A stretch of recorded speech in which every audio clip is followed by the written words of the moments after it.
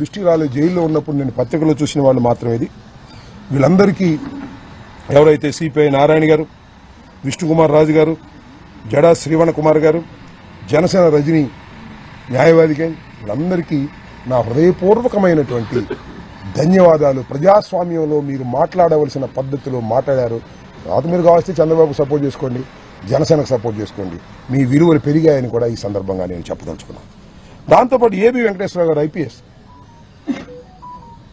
ఆయన ఏం మాట్లాడు తెలుసుగా, మాట్లాడు ఆయన కూడా ఏమని,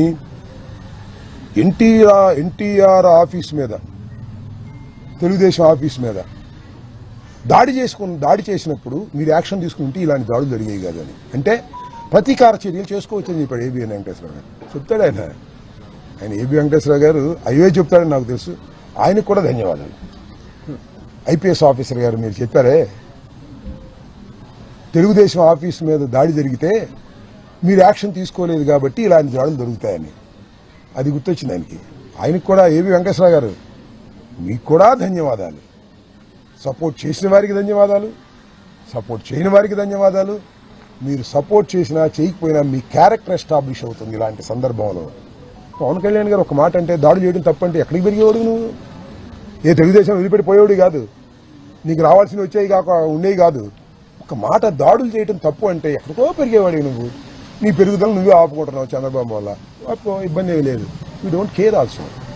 కాబట్టి నేను చెప్పదలుచుకున్నది ఏమిటంటే, నా ఆవేదనని ఆవిష్కరించుకోవాలనేటువంటి తపనతో జైలు నుంచి వచ్చిన తర్వాత ఈ ప్రెస్ మీట్ పెట్టాలని అనుకున్నాను. నిన్న నేను రావటమే లేట్ అయింది.